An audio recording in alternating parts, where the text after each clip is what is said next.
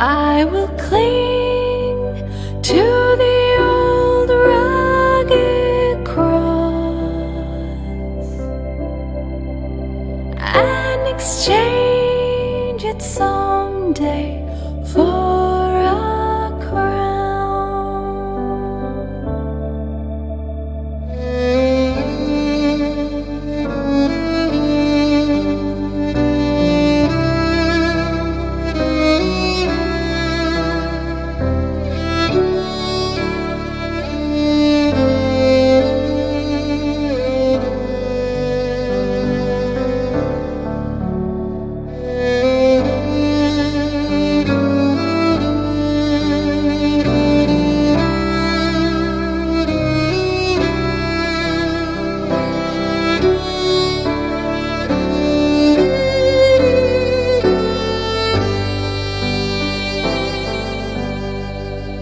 So I'll cherish the old rugged cross till my trophies at last I lay down. I will cling to the old rugged cross and exchange it someday for a crown. To the old rugged cross I will ever be true. Its shame and reproach gladly bear. Then he'll call me someday to my home far away, where his glory forever I'll share. So I'll cherish the old rugged cross till my trophies at last I lay down. I will cling to the old rugged cross and exchange it someday for a crown. And exchange it someday for a crown.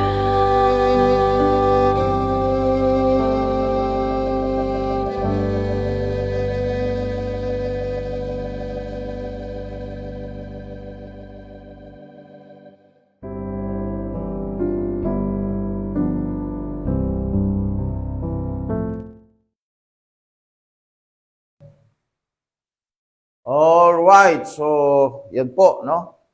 Magandang gabi po sa inyong lahat. Habol po tayo sa ating late discussion, ano? Medyo po tayo po ay ginabi sapagkat may mga bagay na kami po ay nais pa. Maraming salamat po sa inyong patuloy na panunood at pagsuporta, panalangin at pag-share sa ating mga videos. At sana po, no?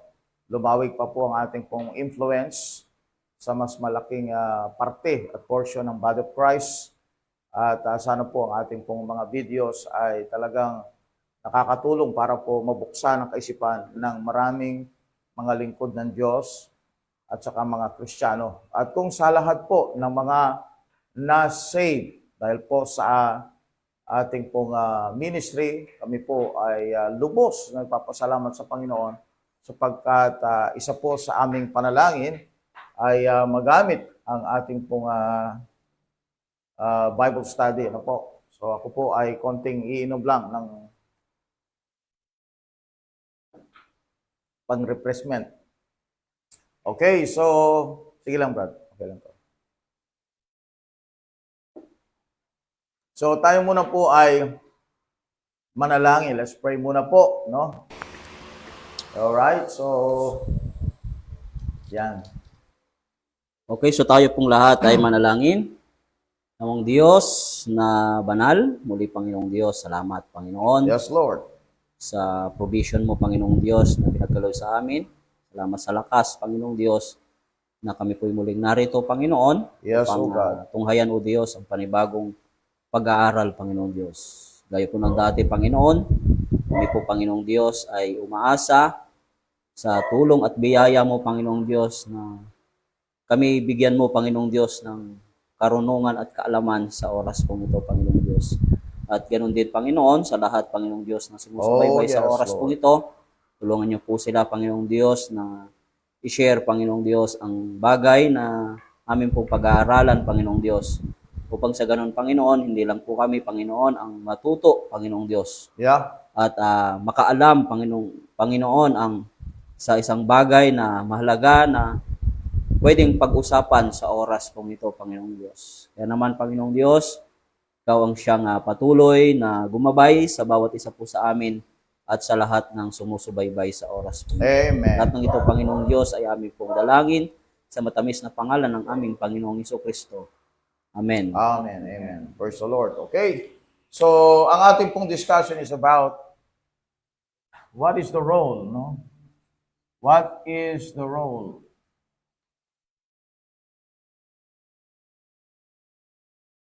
of Israel in God's plan? Alright? So, pag sinabi natin God's plan, we're talking about from the beginning, alright, up to the end. Ano yung role ng Israel sa plano ng Diyos? So, we're going to talk about the past, we're going to talk about the present, and we're going to talk about the future. Ano ang plano ng Diyos sa Israel? Okay, now, God's plan actually is to bring the kingdom here on earth. Okay? God's plan is to bring the kingdom here on earth. That is the plan of God.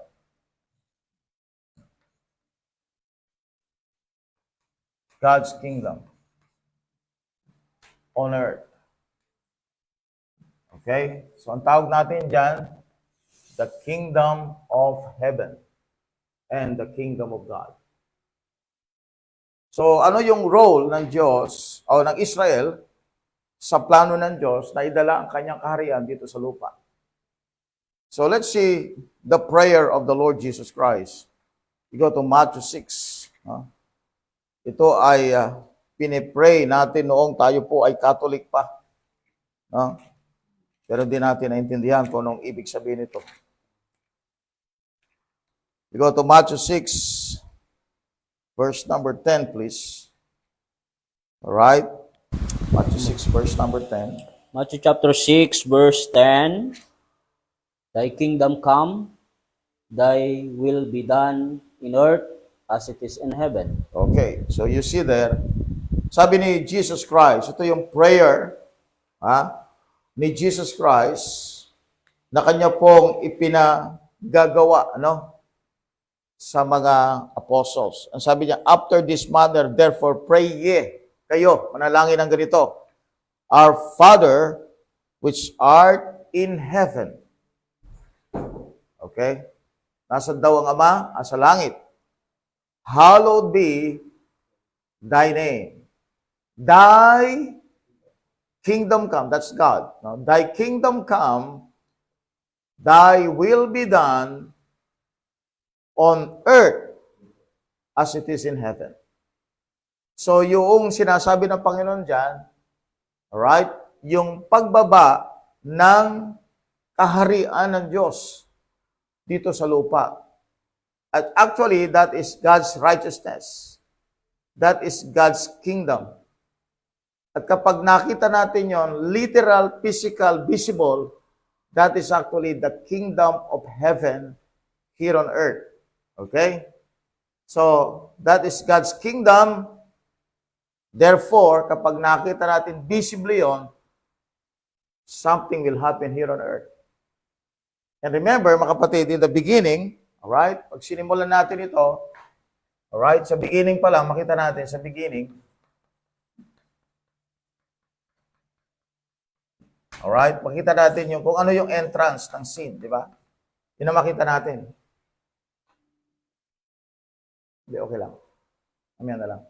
So, in the beginning, you'll see the entrance of sin. So, if God's plan is to bring the kingdom here on earth, so what is really the big problem? Alright? The big problem is that sin is present here on earth. That is the big problem. Okay. So, what will hinder the coming of God, His kingdom here on earth, is this problem. That's sin. Okay?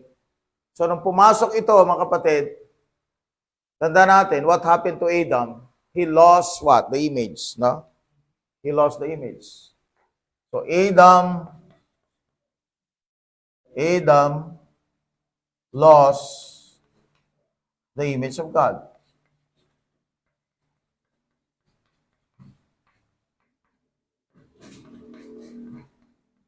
Alright? So, ang first chance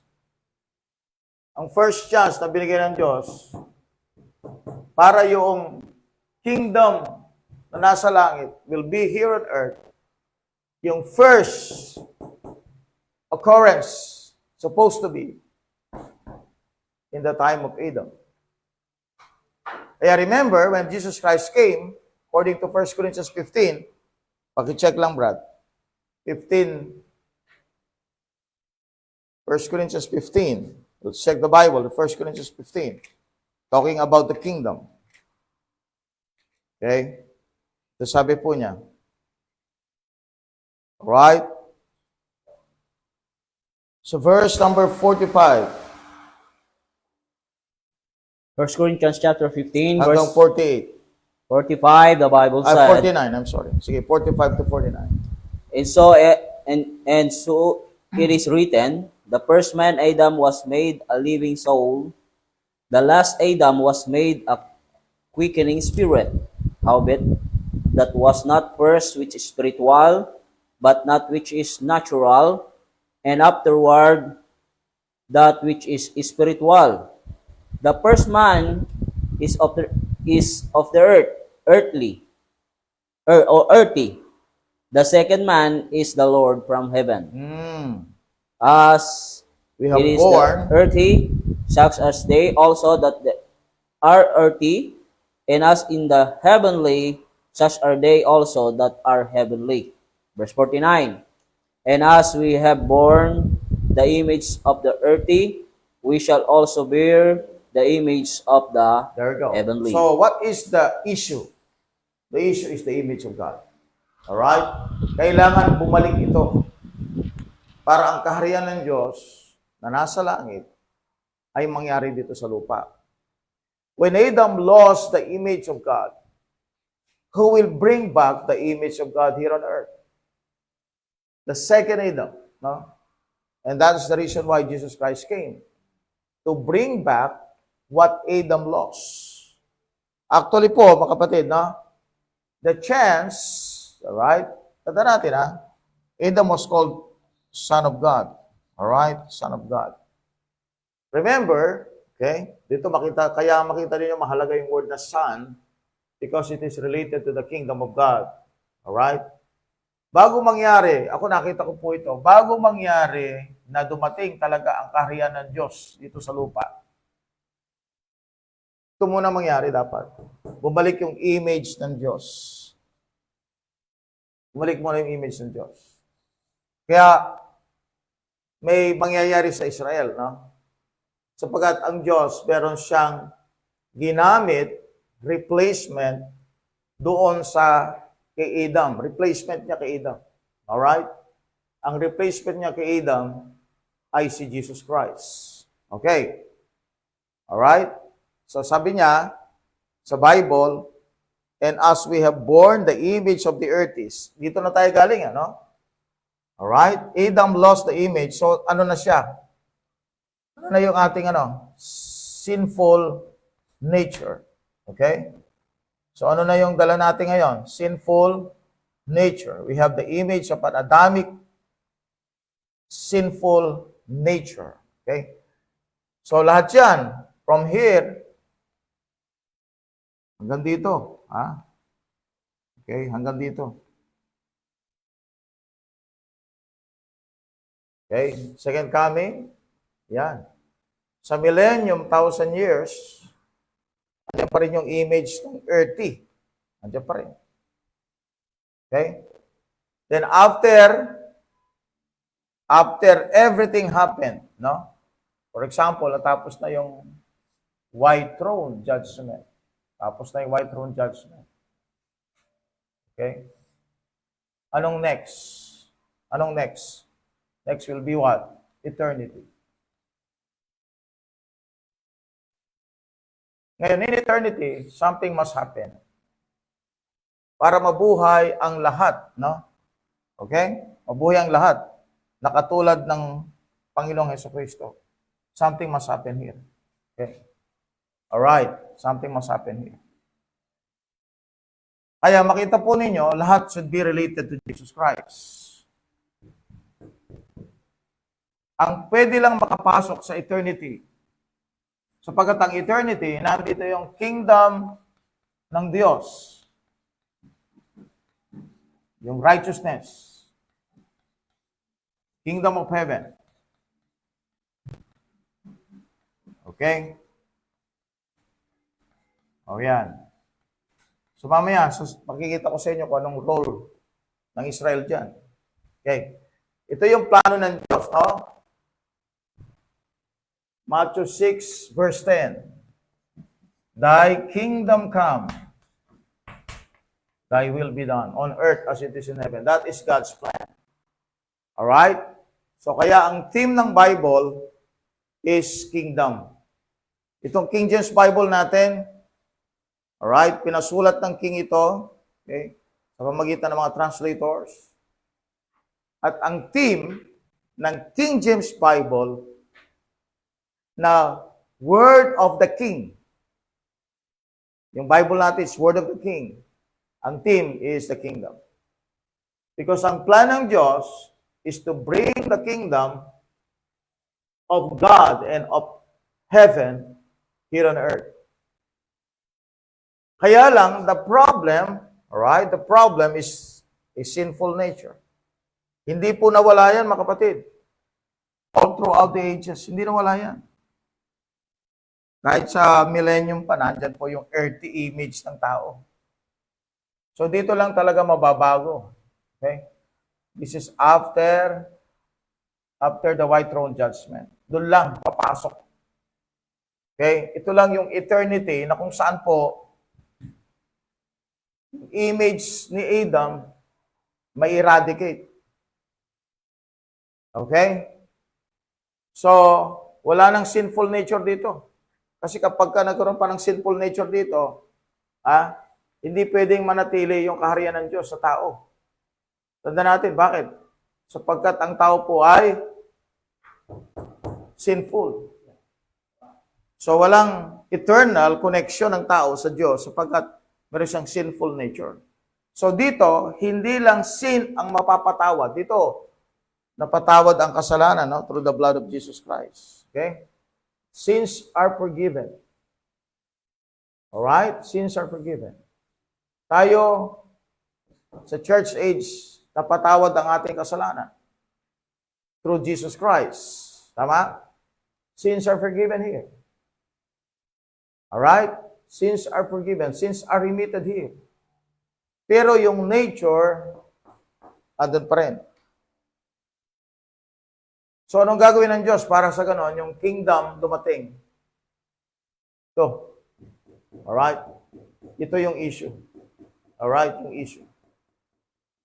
Okay. Kaya makita po ninyo that in the sinful nature of man, okay? In the sinful nature of man, alright? Inside the sinful nature of man, pag pinag-usapan natin ang new birth, okay? Merong old nature, inside the old nature is what? A new what? Nature. Okay. Ang new nature po, saan siya galing? Saan siya galing? Tawag dito is the new birth. Saan siya galing? By believing Jesus Christ. Okay. So, bagaman yung old nature, hindi po na-eradicate. Pero ang maganda, we have a new nature. Inside the sinful nature of man is the new nature, and that is Jesus Christ. Ito na yung image ng Diyos na nawala kay Adan. Na naibalik sa pamagitan ng paniniwala natin kay Jesus Christ.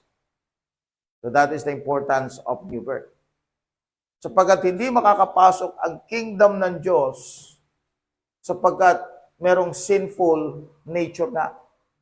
Na-loss nga ni Adam yun eh. Okay? So para bumalik yung kingdom ng Diyos sa atin, we need to be what? Born again. Kaya nga meron tayong new nature. At ang new nature na yon is actually the image of God. Nasa atin, mananampalataya. You go to Colossians 3, verse number 10. Okay, so we're going to study on Israel's role in God's plan. Alright. So iniisa-isa po natin para sa ganon, makita po ninyong mabuti paano papasok ang Israel sa eksena. Okay? Bakit mahalaga ang Israel? Okay, come on. Chapter 3, verse 10. And it put on the new man, which is renewed in knowledge, after the image of him that created him. Yon. Created. Kaya nga, sa 2 Corinthians 4:17, yung kinreate ng Diyos sa atin, yung new creation na yon, yun yung Five. new birth, yun ang new man na nasa atin. 5:17. First, what's that? 5:17. Yeah, 2 Corinthians 5:17.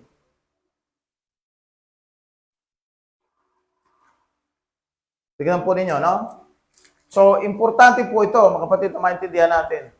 Dapat muna po bumalik yung yung new nature, ay dumating yung new nature. Because without this, alright, impossible na mangyari yan. Okay. Amen. Sige po. 2 Impossible Corinthians na mangyari. chapter 5, verse 17. Therefore, if any man be in Christ, he is a new creature. All things are passed away. Behold, all things are become new. So nakita nyo yung word na created kanina, tapos creature, tapos sa Ephesians 2:10, tinawag siyang workmanship, created in Christ Jesus unto good works. So those words means something happened inside our body na wala sa atin noon. It is a creation. Just like si Adam, he was directly created by God. Just like yung mga angels, they were directly created by God. So nang na-born again tayo, something was created inside us. And that is our spirit na na-born again. Okay? So that is the reason why possible na po na yung kingdom of God dumating sa earth. Paano po niya gagawin? Through Jesus Christ. So, very important ang pagdating ni Christ dito sa lupa because without Him, remember this, without Him, this kingdom will never be here on earth. He brought the kingdom here on earth. Yes. So when Jesus Christ was rejected by Israel, something happened to the Gentiles and to the Jewish believers. Nilagay sila doon sa kingdom, yung kingdom of God. Okay? And that is through the new birth. God put back what Adam lost. Okay? And then we are now having the image of the heavenly. And that is the Lord Jesus Christ. Image. Okay? So tanda natin, what is the plan of God? God's plan is to bring the kingdom here on earth. And how is going to do that? Alright? Una po, sa pamagitan ng Panginoong Jesucristo, okay? Of course, no? Wala namang mangyayari maganda kung hindi dumating si Kristo. Walang mangyayari maganda. Bakit? Alisin mo si Christ, ano mangyayari? All the way, all the way, all the way, Nothing. all the way. Sinful ang tao. Walang chance. Okay? Paano mag-join ang isang sinful nature at ang isang holy nature? Walang chance. Kaya bababa talaga si Jesus Christ para po ibalik po ang nawala kay Adan. Kaya nga tinawag siyang the second. Alright? Tinawag siyang second Adam. Ano bang purpose ni Adam? Ang purpose ni Adam, siya yung magiging progenitor ng human race. Okay? Kaya lang, dahil sa kanyang kasalanan, nag-start din, mga kapatid, ang humanity na maging sinful. Sabi ng Bible, in Adam all die, but in Christ, the second Adam, all men shall live. 1 Corinthians 15:22. So without Jesus Christ, there is no chance for the Adamic nature to receive the kingdom of God. There is no chance. It is impossible.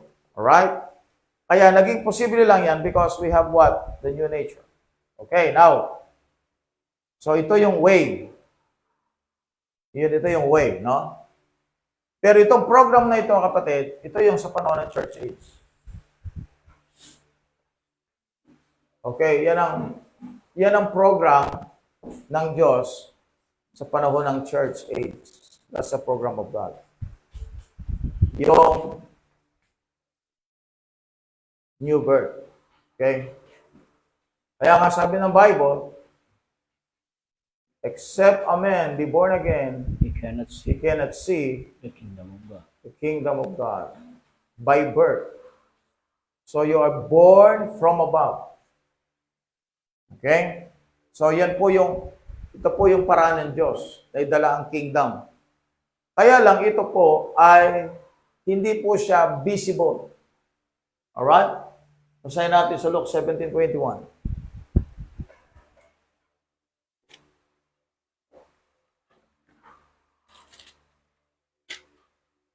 Tapos Romans 14:17. Luke chapter 17 verse 21. Neither, tama po ba? 17:21 sorry. Yeah.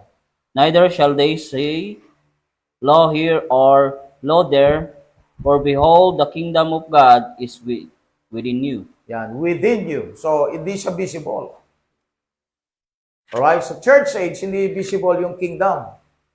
Because the kingdom of God, spiritual ito, nasa loob lang ng isang mananampalataya ito. Spiritual, ha? Okay? At ang description ng Diyos dito, sa Romans 14:17, description niya, hindi siya physical. Ha? Hindi siya makikita. Sige, Brad.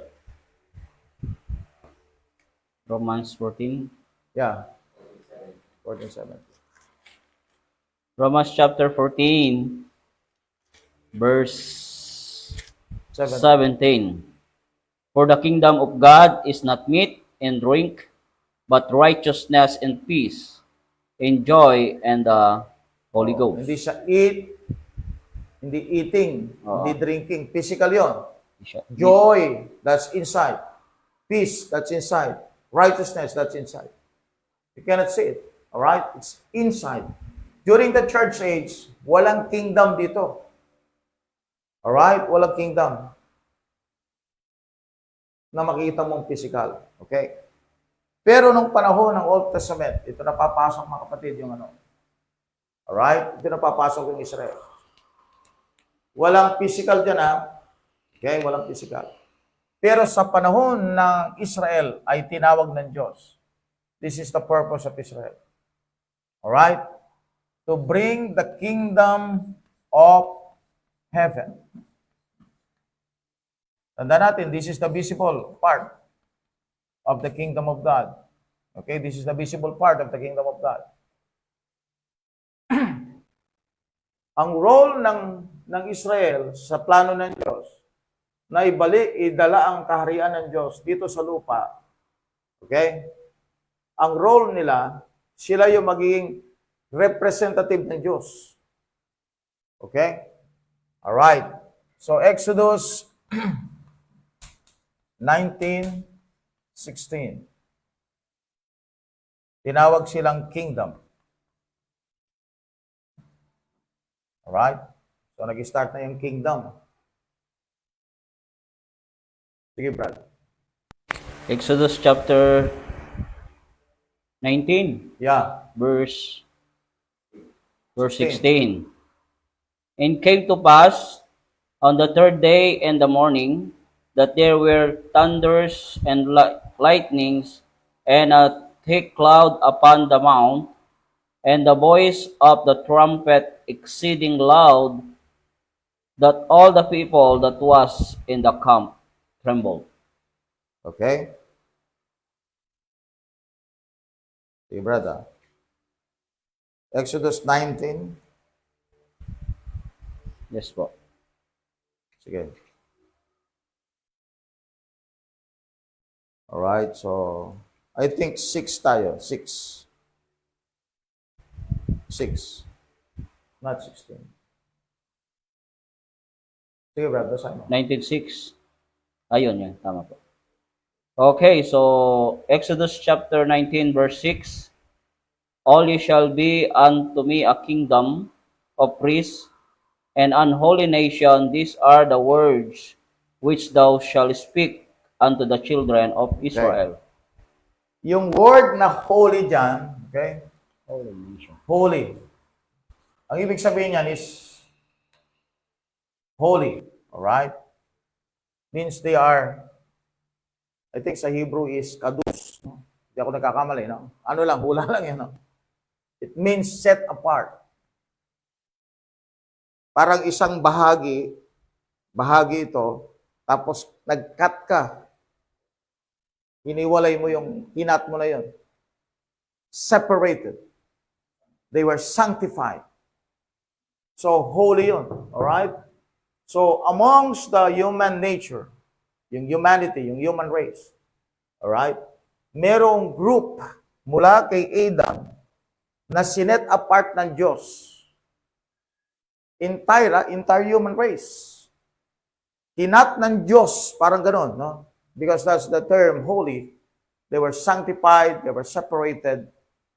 Okay? For the purpose, anong purpose na ito? To bring the kingdom. Kaya tinawag siyang kingdom of priests. Holy nation. So that's the role of Israel to bring the kingdom. They were separated. Okay, now. So what happened after that? This thing, alright, ay hindi po siya unconditional. This thing is what?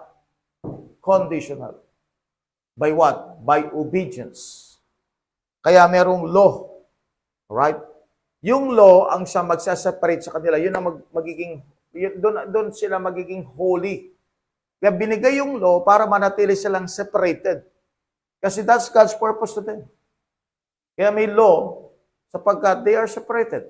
Kaya makita po ninyo, ngayon, ang culture ng Israel, tradisyon na lang na sila ay merong Rosh Hashanah, meron silang Yom Kippur, meron silang Paska, yung Passover. Pero lahat ng yon, ang purpose noon, nung Old Testament, yung past, yung sinasabi nating past, ang purpose talaga noon is to set apart Israel, make them holy. Kaya iba yung pagkain nila, iba yung kanilang pananamit, iba yung kanilang language, iba yung kanilang religion, yung belief, no? Iba yung kanilang buhay, they have circumcision, and everything. Anong purpose nun? To make them holy. And what's the meaning of that holy? Holy means separated. Kaya nga kapag nananatili sila sa batas, they are separated. Pag nananatili sila sa batas, they are holy. Pag nananatili sila sa batas, they are what? They are obeying God's command to be what? To be the kingdom of priests. Because the purpose of God is to bring the kingdom here on earth. That's God's plan. Kaya merong tabernacle and everything. Makita ninyo. Describe ng Bible yan. What's the purpose of the law? For them to be holy. For them to be separate. For them to be set apart. For them to be cut away from the humanity. At kung hindi kasi sila magiging holy, they cannot bring the kingdom here on earth. Alright. So it is conditional upon the law. Nung sila'y nagkasala, okay, kasala ang nation Israel, may provision ng Diyos sa kanila. That is God's grace to them, and that is the animal sacrifice, the atonement through the blood of the animals. Okay? Para sa ganoon, may forgiveness sa kanilang kasalanan at para makabalik ulit sila sa kanilang trabaho bilang holy nation. Okay? Now, in the process of time, what happened to Israel? They lost the opportunity. Tama ba? Sa history, they became apostate. They lost the history. They lost the opportunity to bring the plan of God to them. Now, ang tanong, kapatid, wala na ba silang pagkakataon? So now, this is the ignorance of the church. Okay?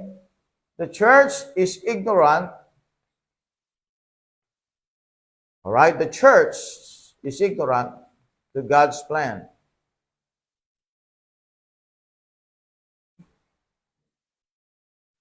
Alright? Okay. So the church, yung body of Christ ngayon, kaya nga po the worst theology na meron, mga kapatid, ang church is yung replacement theology. That's the worst. Because this time, okay, this time is a theocratic government. Sulat ko po sa ibang color. Theocratic government. Okay. So, ang rule niyan, hindi po tao nagro-rule. Ang Diyos.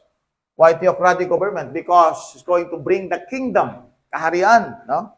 At kanino kaharian yun? Kaharian ng Diyos. So, Theo means God. Hindi siya democratic, hindi tao ang nagro-rule, but God.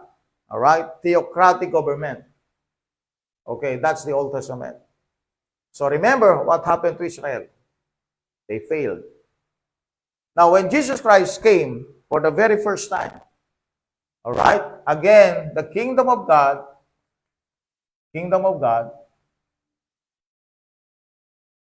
as well as the kingdom of heaven,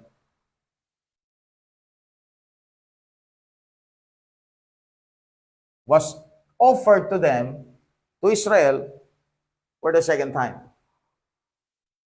For the second time. Dito, may mga apostol na dito. So dito, this time, mga kapatid, apostles. Bakit kaya 12 sila sa palagay ninyo? Alright? Because they representing the 12 tribes of Israel. These the 12 tribes of Israel. 12 apostles. Okay? So nawala yung Israel na maging kingdom of priests, nawala ito. So ngayon, for the second time around, God gave them the chance para ituloy nila yung kanilang work. So God is going to bring the kingdom of heaven and kingdom of God here on earth through Israel. Kaya nga makita ninyo,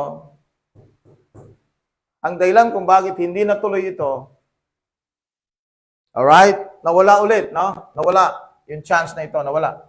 Okay? Was lost. Nawala ito. Okay? Nawala yung literal, visible reign of Christ. Visible, literal reign of God here on earth. Nawala rin yun. Totally yun, nawala. Bakit nawala? Because they rejected the king. Eh, ito yung king eh. No? Ito yung hari. Alright? Yung mismo magre-reign, siya ang kanilang nireject. Alright? Eh, yan ang king eh. No? So, they rejected it. Right. Right. Yes, opo. They rejected him. They rejected the kingdom. They rejected the king. So, they lost opportunity for the second time around. Ngayon, ang church ignorant siya. Because what they see in the past, okay, they concluded, we actually concluded, kung hindi tayo nag-aaral ng Bible, we might conclude. Amen? Nakikinig po kayo? Alright? Ako nga pala, dalawa lang pala kasama ko dito. Hindi ko pala kayo naririnig. Alright. Anyways, they concluded because sila dapat ang kingdom of priests, and then they had the opportunity when Jesus Christ came here on earth, they rejected for the second time. Second time yun eh. Tingnan sa history, second time yan. Second time yan. Yung pang mismong Panginoon na ang dumating. Okay, you go to Matthew 23, please. Matthew 23. I'm going to show you something here. Matthew 23. Now, ito yung ignorance ng church ngayon sa plano ng Diyos. So they thought that since the Jewish people rejected the Lord Jesus Christ, God is finished with Israel.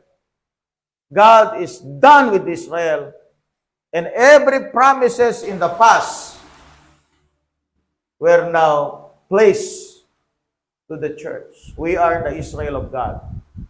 Yan ang ignorance ng church ngayon. Ha? Hindi nila alam, kapatid, may role pa rin ang Israel. Remember this, ha? Hindi po mawawala ito. Because Israel is covenanted people. Amen. Covenanted people. Okay? Bagaman ito ay conditional, but there is a promise given to Abraham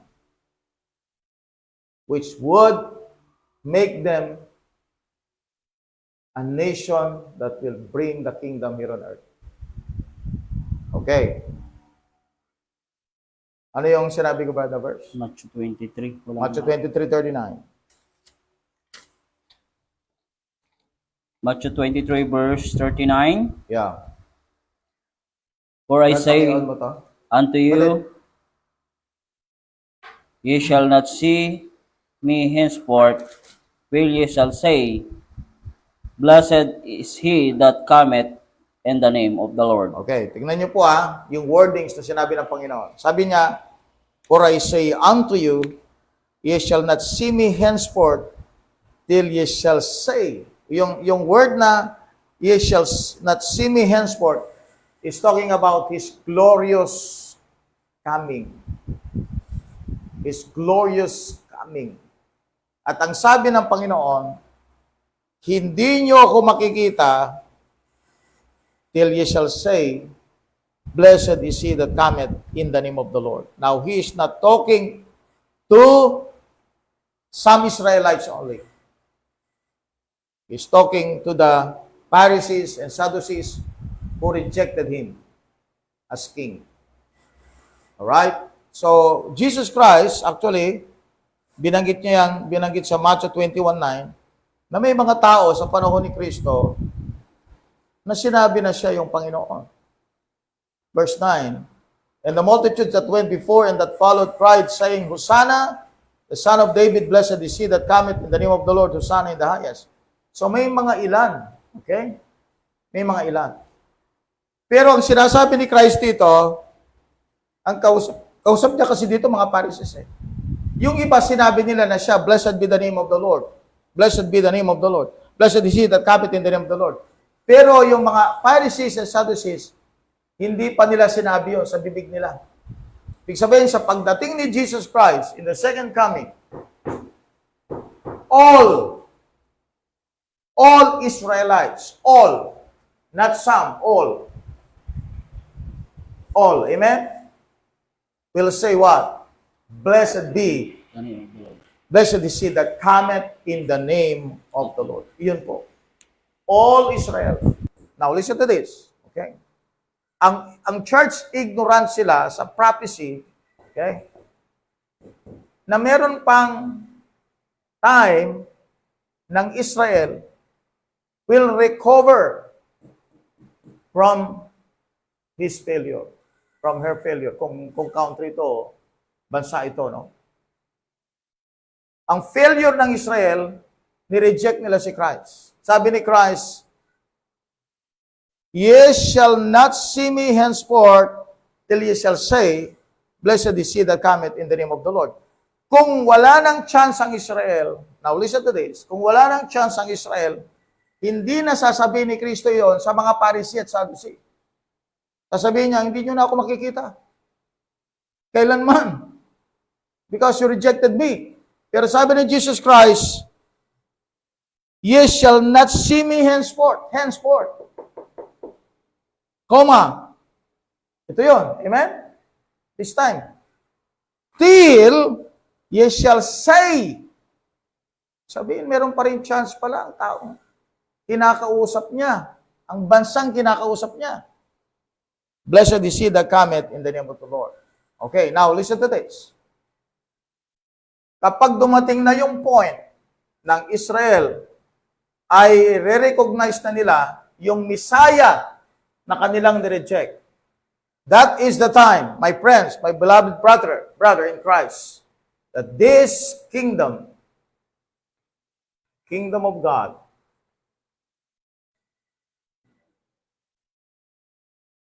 kingdom of heaven,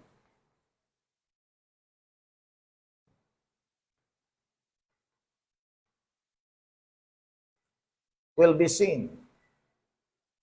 All right? Will be seen. Nako nyo? Will be seen through Christ. Through Christ. Kaya lang, it is still according to Israel's repentance. Israel's recognition as Messiah. Israel ito, itong all na ito. Yung nation Israel, okay? Yung nation Israel, sila ang key person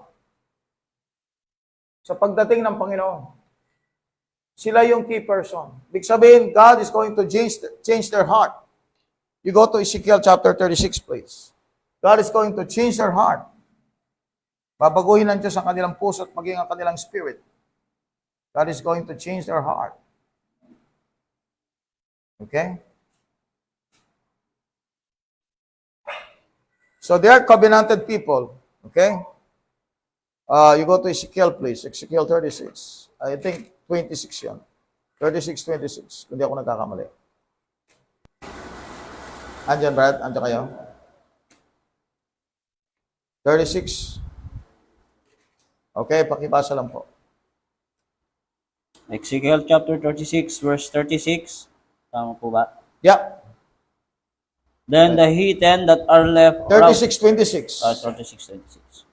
Ay, okay. Ezekiel 36, 26, the Bible said, a new heart also will I give you, and a new spirit will I put within you, and I will take away the stony heart out of your flesh, and I will give you a heart of flesh. Verse 27. And I will put my spirit within you, and cause you to walk in my statutes, and ye shall keep my judgment and do them. Okay, listen. That promise is not for the church. That promise is not for a born-again Christian. All right? That is not a promise for a born-again Christian. That is a promise to Israel. Because all of them will be saved. All of them. All right? So kaya nga, we stand for Israel in the prophetic promise of God to them. Ngayon, may mga problema sila. Meron sila mga policy. May mga ibang atheists, mga karamihan sa Zionist group na nagdala para maging state ang Israel in 1948. Karamihan doon, atheists. Ang sinasabi natin dito, kapatid, yung promises ng Diyos sa Old Testament is still for Israel. Okay? Because the role of God, the role of Israel to God's plan is they're going to be what? They're going to be the nation that will receive the king. Unless the nation of Israel receive their king, there will be no kingdom of heaven and kingdom of God that will be visible in the eyes of everyone. Kaya nga, ang millennium actually is Jewish kingdom. Whether you like it or not, or believe it or not, my friend, it's a Jewish kingdom. Sapagkat ang vessel and vehicle for this kingdom is no other than Israel. Kaya si Kristo ka dumating siya bilang Israelita, di ba? Now, if you're going to study this, all right, apart from God's plan here in this dispensation, you will understand Romans 9 to 11, okay? Romans 9 to 11 is this one, no? It's about Israel. It's about Israel actually. It's about Israel. Pero ito yung plano ng Diyos sa panahon ng church age. Dito niya sinabi sa chapter 11, mga kapatid, dito niya sinabi sa Romans 9, okay, na ang Israel po ay lost pero may chance sila. Individual ito, individual. Not national ito. Ang diling ng Diyos dito sa mga Hudyo dito, yung mga Israelites, yung sinasabi ni Paul na gusto niyang maligtas, ang salvation po dito ay yung salvation ng soul nila, kaluluwa. Pero sa chapter 11, okay? Chapter 11. Ibang salvation ito, no? Sige, tingnan muna natin Romans 9, mga kapatid. Alright, Romans 9. Okay, Romans 9.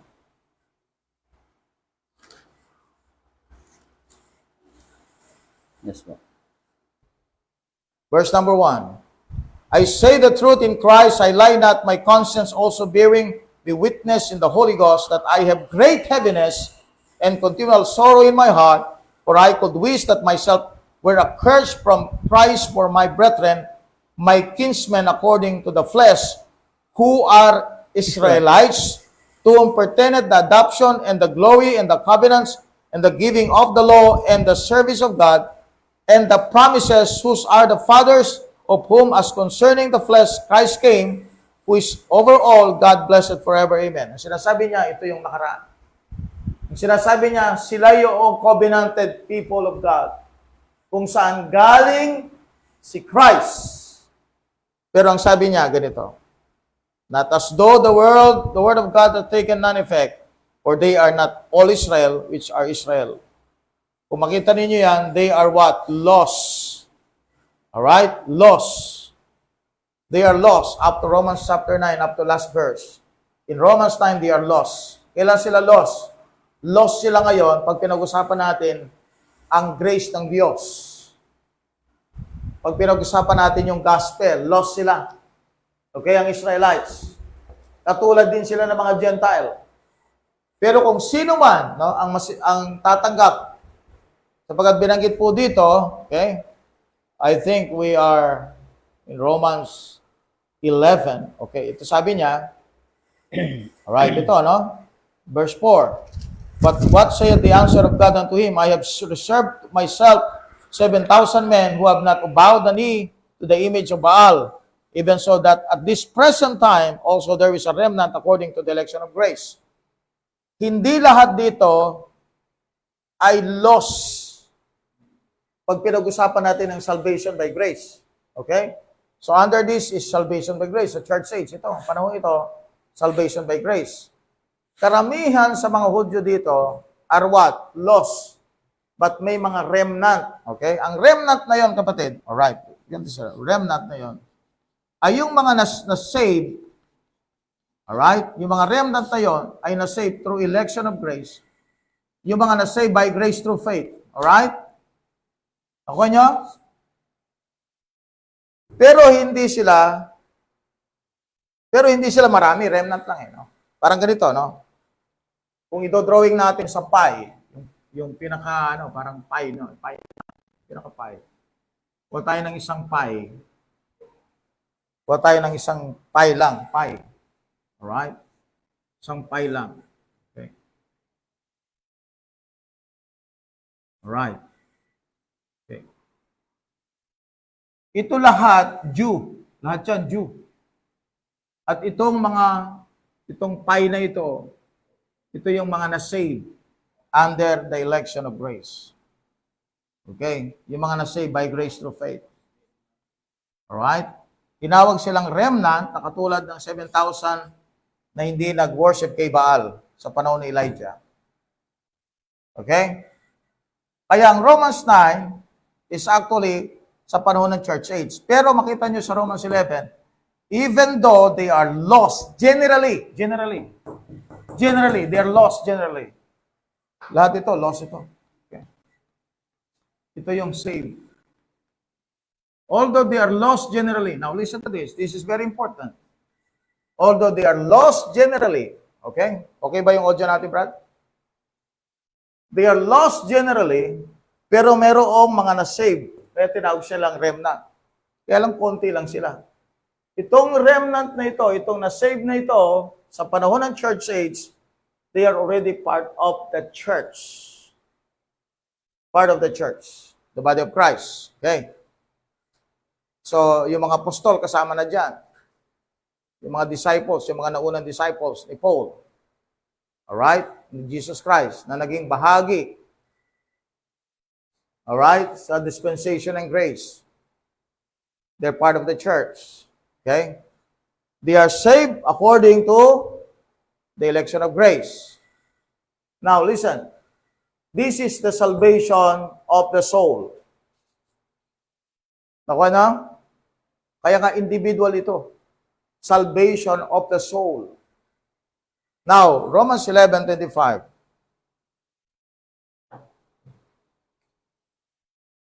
Romans 11:25. Basa, Brad. For I would not, brethren, that you should be ignorant of this mystery, lest you should be wise in your own conceits, that blindness in part is happened to Israel until the fullness of the Gentiles become in. Okay. Alright, so itong sinasabi niya, may salvation na mangyayari. Verse 26, 27, and 28, Brad. Sige, Brad, tuloy mo. Verse 26, and so all Israel shall be saved, as it is written, there shall come out of Zion the deliverer, and shall turn away ungodliness from Jacob. For this is my covenant unto them, when I shall take away their sins. Hanggang 29. Hanggang 28. As concerning the gospel, they are enemies for your sakes, but as touching the election, they are beloved for the Father's sake. Alright. Yung election po doon, ito yung, they were covenanted people. Alright? Chosen by God. Pinili sila ng Diyos. Holy, separated. Yung word na election doon, mga kapatid, yung election nila bilang bansa na pinili ng Diyos para idala ang kaharian. Amen. Yung election kanina sa Romans chapter 10, binasa natin kanina, election of grace. Okay? Balikan natin. Alright. Romans chapter 11 din pala yun, verse 5. Even so then, at this present time also there is a remnant according to the election of grace. That election of grace ay yung panahon ng church age. Yung election na sinasabi sa verse number 28, as touching the election,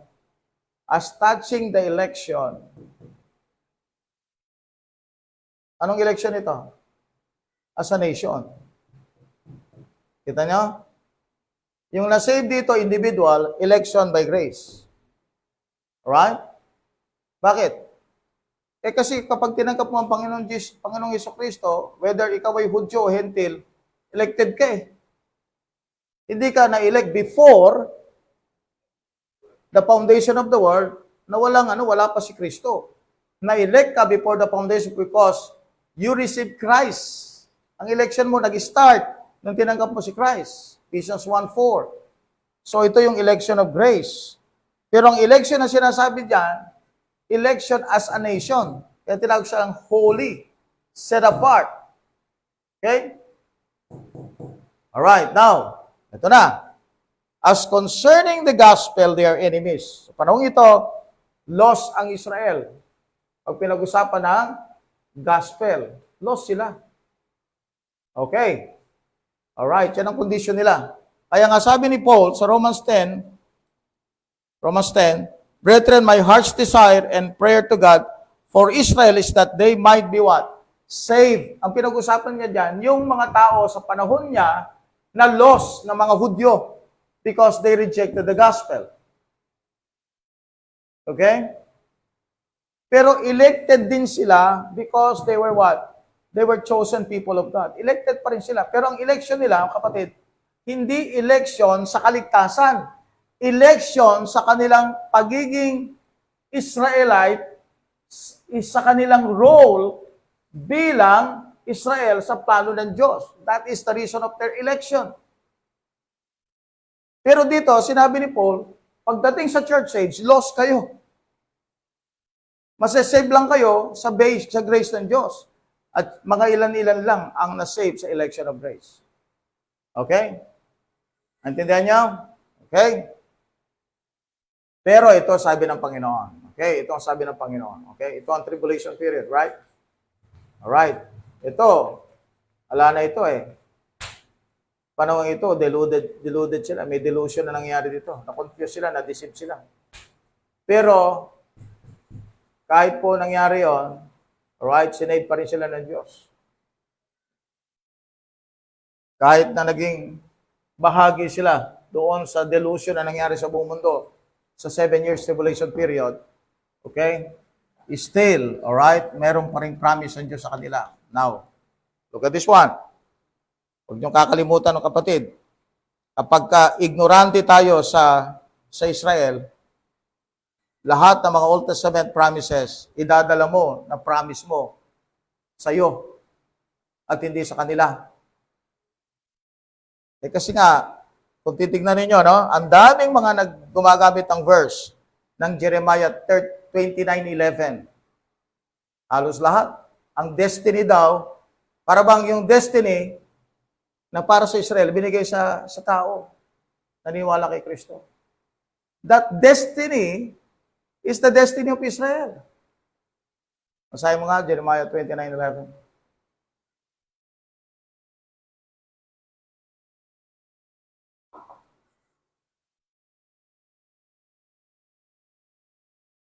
Kaya palpakis yung mga nagpo-quote ng mga verse Old Testament.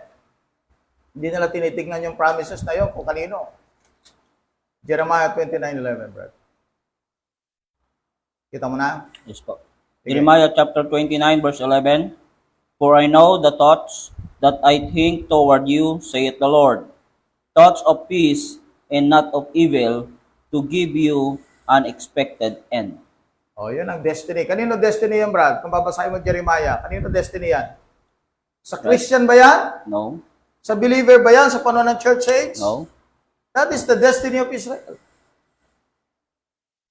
At maraming verses pa, mga kapatid, na kino-quote natin, na galing sa Old Testament, na kine-claim natin tayo yon, pero hindi tayo yon. Israel yon. Sapagat ang Israel, meron silang malaking role sa plano ng Diyos. Okay? Tayo ay naging bahagi lang sa plano ng Panginoon. Naging kabahagi lang tayo sa plano ng Diyos. Pero ibinigay yan, principal ang Israel. We just joined Israel because someday we're going to be with the Lord Jesus Christ in His second coming, because lahat ng nasave dito sa church age will have a glorious body, and He's going back with Jesus Christ to reign with Him 1,000 years. Pero hindi po tayo magre-reign na parang church. Okay? Magre-reign tayo sa ilalim ng kaharian ng Israel. Servant tayo sa panahon na yon. Okay? Kung kings man tayo, tayo isang king na Hudyo ang pamamalakad. Because ang hawak sa government with the rod of iron, babalik yung theocratic government. Ito, theocratic government ito . Babalik yung government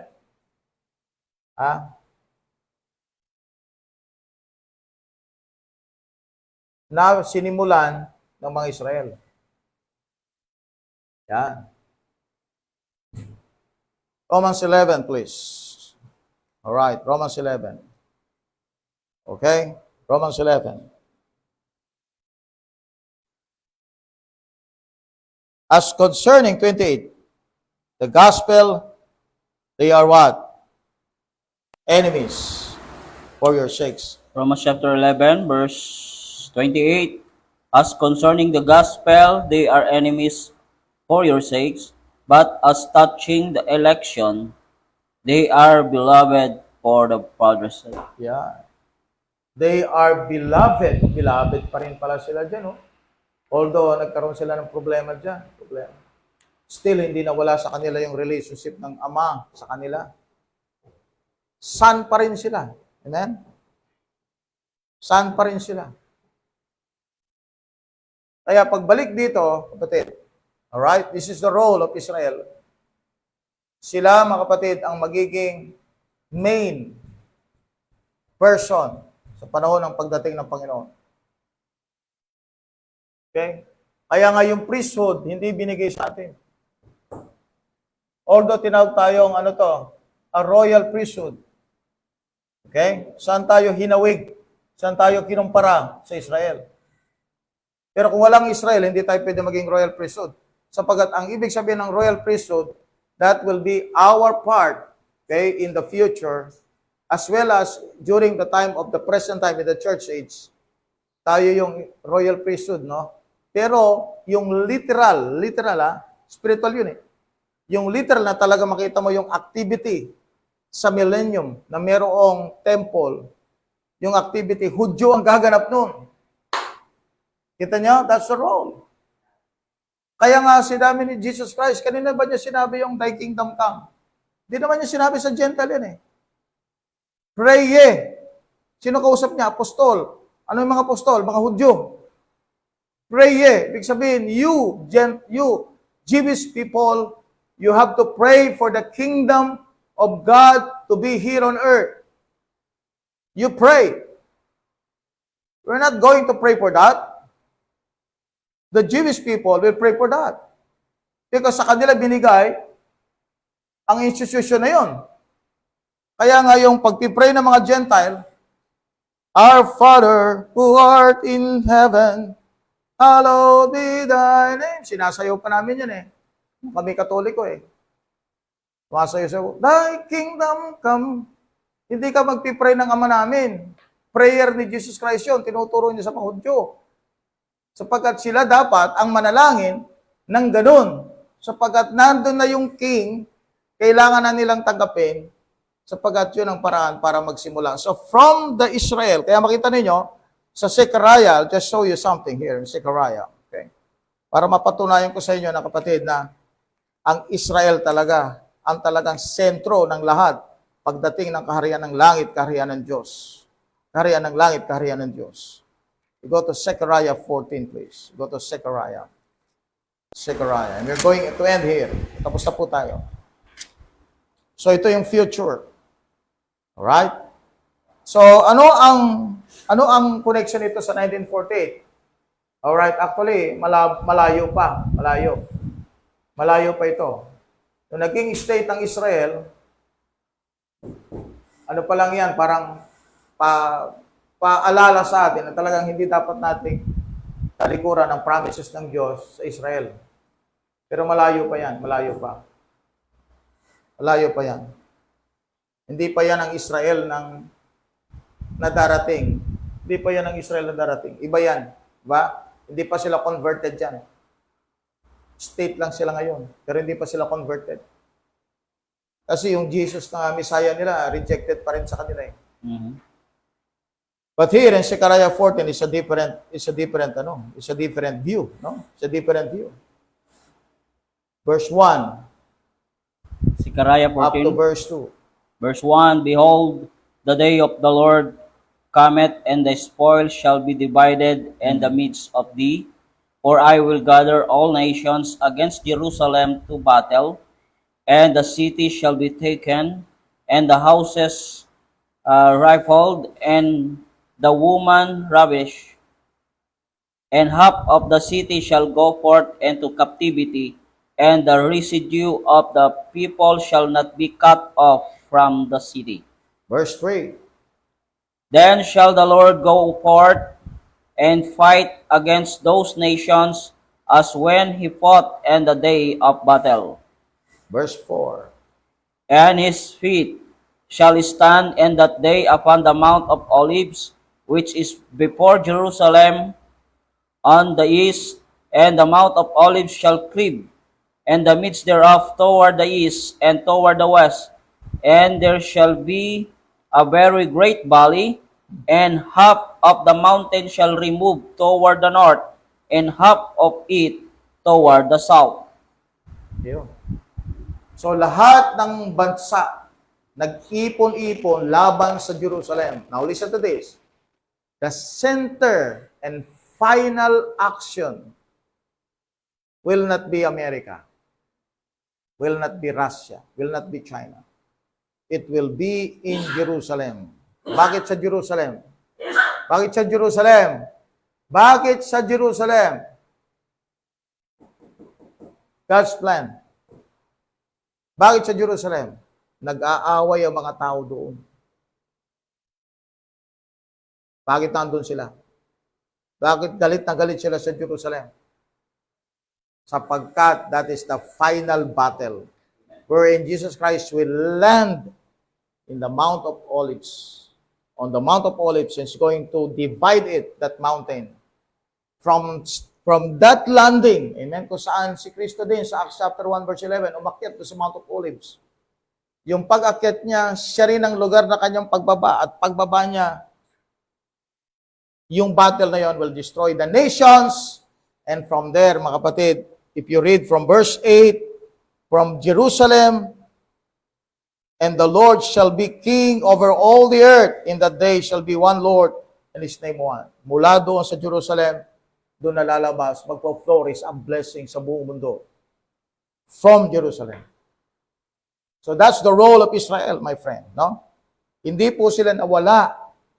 Kung hindi, naghihintay lang sila ng pagkakataon.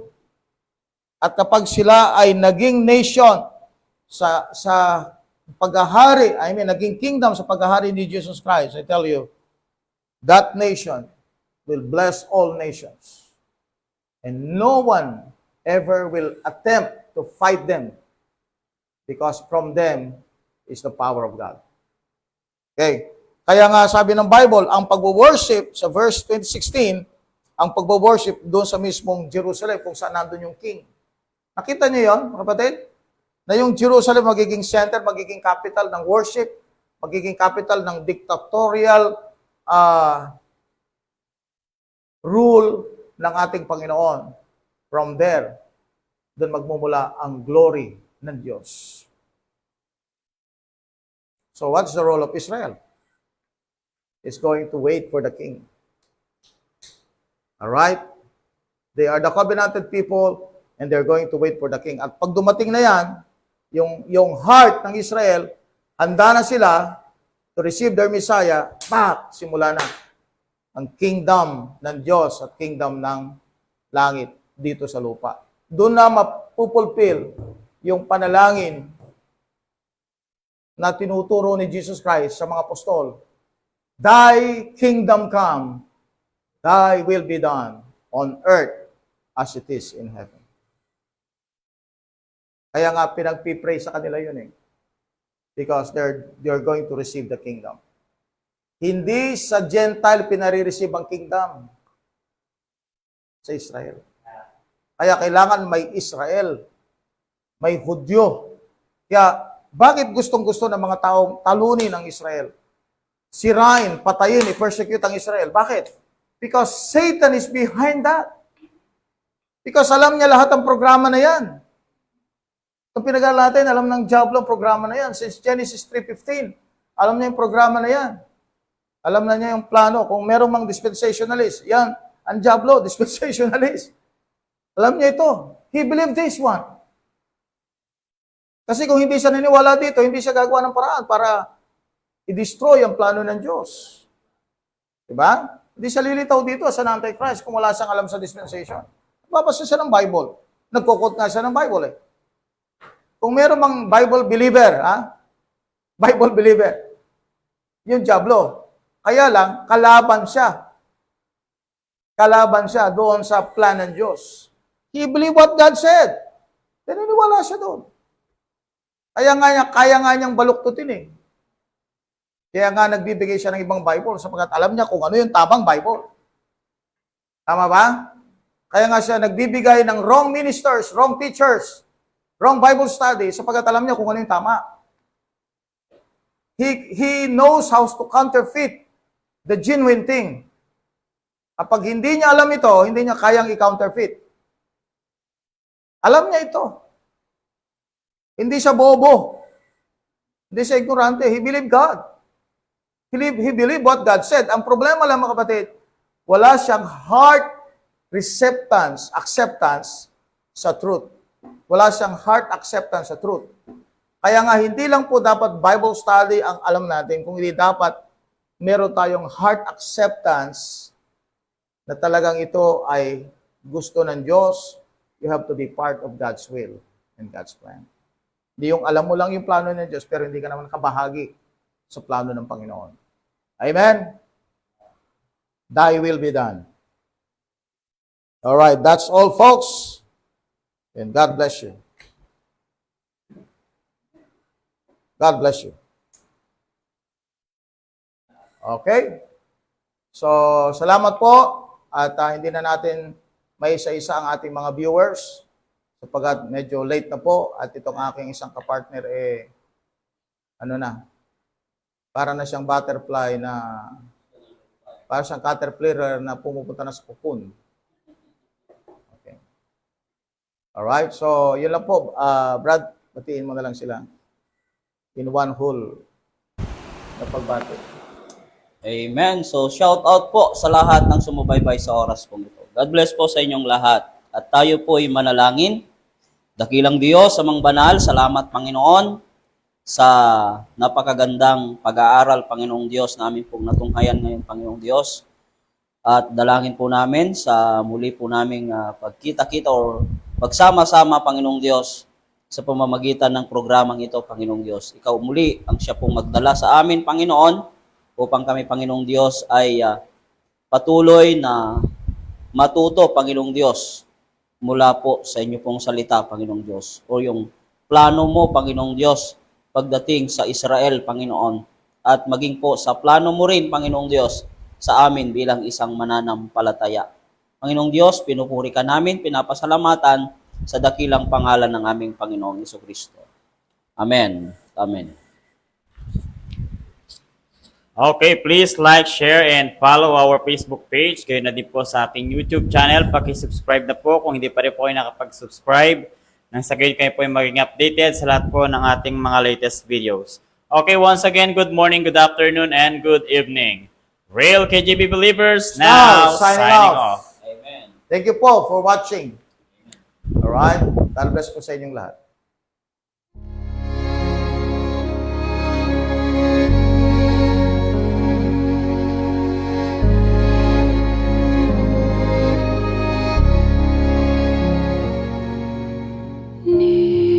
Nearer, my God, to thee, nearer to thee, e'en though it be a cross that